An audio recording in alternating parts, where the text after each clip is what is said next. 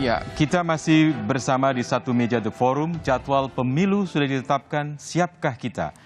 Mbak Ninis, tadi pertanyaan saya, masih ada waktu 9 bulan. Apakah waktu 9 bulan dari Februari ke November itu cukup untuk menyelenggarakan pemilihan kepala daerah? Karena tahun 2024 kita juga akan menyelenggarakan pemilihan kepala daerah. Ya, sebetulnya karena ini pemilunya di tahun yang sama ya, pemilu dan pilkada Februari atau Mei gitu ya, sebetulnya sama-sama tidak ideal sebetulnya karena di tahun yang sama. Ya. Nah, tetapi memang kalau di Februari tadi seperti disampaikan Pak Arief, Kak Evi begitu ya, bahwa setidaknya penyelenggara pemilu punya nafas yang lebih panjang menuju November. Nah, tetapi sebetulnya apakah kalau pertanyaannya siap atau tidak gitu ya, kan sebetulnya pilkada itu tahapannya dimulai 1 tahun sebelum hari hanya, artinya di bulan November 2023 itu sudah mulai persiapan pilkada. Nah, di situ pun sebetulnya juga ada tahapan yang beririsan dengan untuk pemilu yang nasionalnya. Karena misalnya begini, di tahapan awal pilkada biasanya tugas penyelenggara pemilu di daerah adalah memastikan anggaran dari APBD itu siap. Kan anggarannya di APBD ya. Nah, di saat yang sama mungkin di bulan November itu sudah dekat dengan Februari, mungkin sudah mau masuk tahapan kampanye, KPU juga sudah mulai melakukan distribusi penyiapan logistik dan lain sebagainya. Jadi tahapannya tetap ada gitu ya, himpitan tahapannya tetap ada. Tetapi tadi ya memang lebih bisa mempersiapkan lebih panjang, apalagi kalau kita bicara soal pencalonan yang tadi disampaikan, kan hasil dari pemilu DPRD yang akan menjadi basis pencalonan untuk pilkadanya gitu ya, karena ada syarat 20% kursi, 25% suara. Saya membayangkan masih ada kemungkinan pemilihan presiden 2 putaran. Betul. Tadi November sudah 2023 sudah harus persiapan pilkada, dan kemudian mungkin akan ada pemilihan presiden 2 putaran, November ada pilkada. Kira-kira penyelenggara pemilu kita di daerah cukup bisa menerima tekanan begitu besar nggak, Mbak Ninis? Iya, ya harus siap begitu ya kalau Siap. menurut saya ya. Karena ya ini kan sudah disepakati pemilunya di tahun yang sama, pemilu nasional, pemilu daerah. Nah, memang ada beberapa hal yang perlu diantisipasi. Misalnya tadi seperti Pilpres 2 putaran. Pilpres 2 putaran kan kemudian harus dihitung misalnya nanti ada perselisihan hasil di Mahkamah Konstitusi. Ya. Tapi kan itu juga sudah diatur ya waktunya sudah diatur dalam undang-undang, waktu perselisihan hasilnya sudah diatur sehingga tidak seperti misalnya pilkada sekarang nih, pilkadanya 2020 tapi sampai sekarang misalnya Dialimo masih terus berproses gitu ya, panjang. Nah, itu kan waktunya sudah ditetapkan dengan Mahkamah Konstitusi. Nah, memang yang kemudian yang perlu diperhatikan adalah berkaca dari pemilu 2019, salah satu hal yang misalnya kita bicara banyak korban gitu ya, mungkin yang perlu lebih diantisipasi adalah manajemen manajemen resikonya ketika menyelenggarakan pemilu dan pilkada. Hasil riset teman-teman UGM misalnya salah satu hal yang kemudian menyebabkan banyak korban jiwa ya karena faktor tadi tidak ada manajemen resiko ketika menyelenggarakan pemilu. Ini wilayahnya Mbak Evi nih. Manajemen risiko penyelenggaraan pemilu termasuk juga di dalamnya pilkada. Seperti apa yang dipersiapkan oleh penyelenggara pemilu khususnya KPU termasuk juga KPU di daerah untuk meminimalisasi korban dan kerumitan yang lain, Mbak Evi? Ya, tentu kami ya pertama ya sangat prihatin ya apa yang terjadi pada tahun pemilu 2019.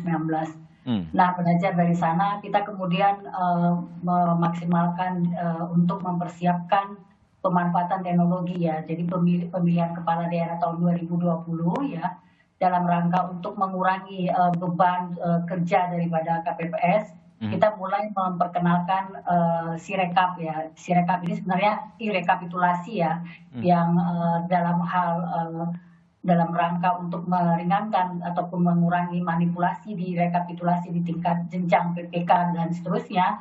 Kita mulai melakukan pemanfaatan teknologi itu dari mulai sejak penghitungan suara di TPS. Nah, di sana kita hanya menyediakan ya satu jenis formulir saja, formulir plano yang kemudian bisa foto di capture dan kemudian ini bisa dipublikasikan dan kemudian ini juga yang akan digunakan untuk rekapitulasi di jenjang berikutnya. Nah, kemudian tidak ada lagi salinan yang banyak yang harus dipersiapkan oleh KPPS. Ya, pada pemilu 2019 ataupun sebelumnya itu kan ketika penghitungan suara sebenarnya tidak memakan waktu banyak ya, tetapi kemudian menyalin hasil penghitungan suara ke dalam salinan yang dipersiapkan untuk seluruh saksi dan panwas ini kemudian yang menimbulkan kelelahan gitu ya, karena hampir melewati 24 jam ya masa kerja yang harus dibebankan kepada KPPS kita, malah melewati waktu hari pemungutan suara untuk mempersiapkan administrasi dari penghitungan suara tersebut. Nah, ini yang kemudian kita coba lakukan di pemilihan kepala daerah tahun 2020 yang terus sudah bisa berjalan walaupun masih ada beberapa kekurangan yang perlu ditingkatkan, diperbaiki dan dikembangkan dari teknologinya. Nah, ini mudah-mudahan di 2024 ini juga bisa menjadi satu andalan sebagai alat bantu kita untuk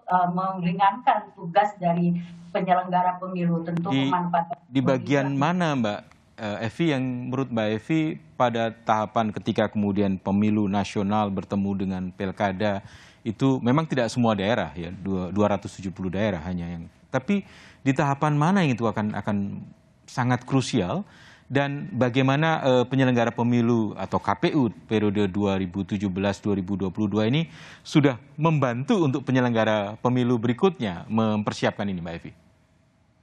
Ya, kita sudah melakukan simulasi juga ya. Kemudian kita kemudian melakukan simulasi ini untuk melakukan satu uji coba bagaimana kemudian Sirekap ini juga bisa kita manfaatkan untuk pemilu walaupun mungkin tidak sebagaimana yang kita gunakan di pemilihan kepala daerah. Tentu kita ingin juga ya di dalam pemanfaatan teknologi Sirekap yang kita gunakan meringankan kerja KPPS gitu ya, sehingga tidak lagi mengadministrasikan penghitungan suara itu dengan jumlah yang banyak.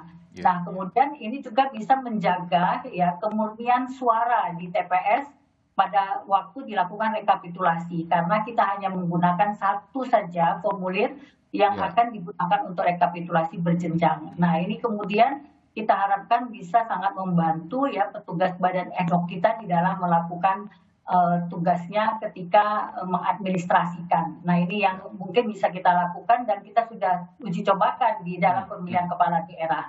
Ya, terima kasih Mbak Evi. Mas Arief, KPU periode 2017-2022 sudah mencoba membantu dan mempersiapkan penyelenggaraan pemilu 2024 dan DPR sekarang sedang proses juga untuk memilih calon penyelenggara pemilu 2024 nanti. Nah, sejauh mana prosesnya dan seperti apa yang dicari oleh DPR untuk penyelenggara pemilu ini? Ya, jadi saya kira secara umum adalah melakukan rekrutmen dan seleksi terhadap para calon KPU dan Bawaslu yang memang memiliki kemampuan praktis ya, praktek yang ya relatif mumpuni gitu ya, karena itu bisa ditelisik dari pengalamannya.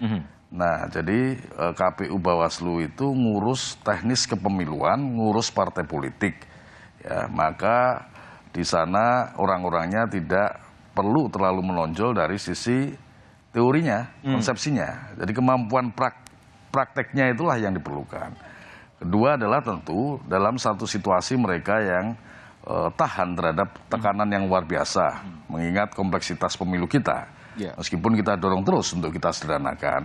Nah, oleh sebab itu saya kira KPU dan Bawaslu yang periode ini, tinggal beberapa bulan ini, mesti melakukan evaluasi yang tuntas, ya, terutama dari sisi teknis kepemiluan.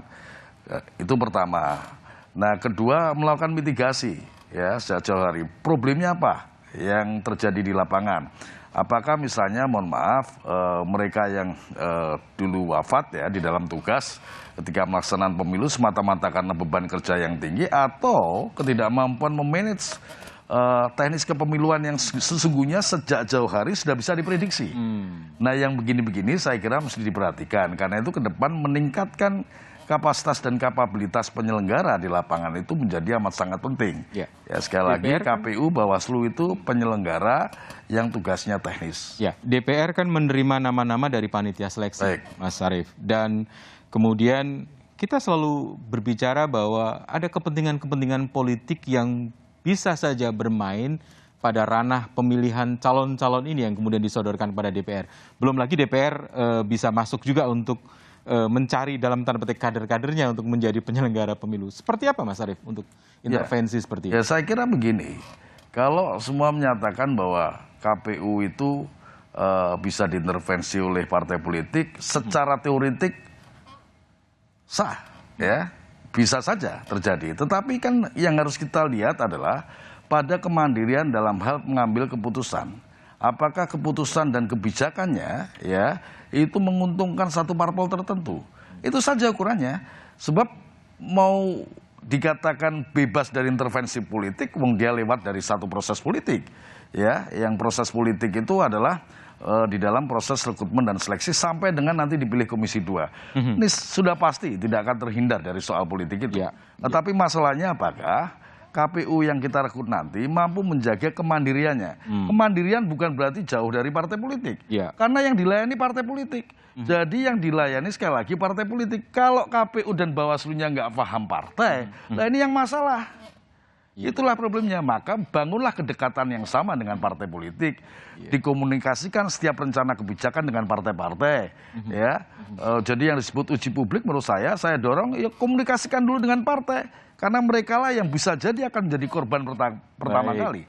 Ini bahasa politisi itu menarik. Bangunlah kedekatan dengan politisi, dengan partai politik.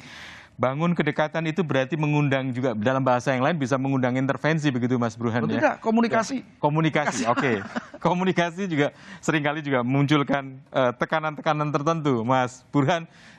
Mas Burhan, sejauh mana Mas Burhan melihat bahwa penyelenggara pemilu nanti, dan kita sudah tahu nama-nama calon yang lolos itu akan bisa independen, ditambah lagi pada tahun 2022 dan 2023 akan ada sejumlah pejabat yang mengisi kepala daerah. Nah, ini kan ini bahasa suudon mungkin Mas Arief.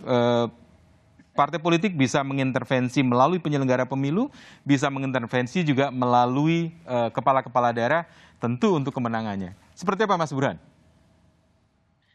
Nah, inilah indahnya demokrasi, Mas. Jadi demokrasi itu poliarki. Ada banyak partai, ada banyak kepentingan. Dan kalau misalnya interest itu saling bertabrakan, maka yang terjadi, ini asumsi yang menarik dalam demokrasi, semuanya saling mengoreksi, semuanya saling mengawasi. Jadi kalau kita lihat komposisi anggota KPU atau penyelenggara pemilu secara umum kan sulit untuk kita abaikan nuansa titipan, entah itu titipan ormas, titipan alumni organisasi mahasiswa, tetapi karena titipannya tidak datang dari satu sumber, maka yang terjadi adalah proses saling mengoreksi satu sama lain. Jadi two eyes better than one eye.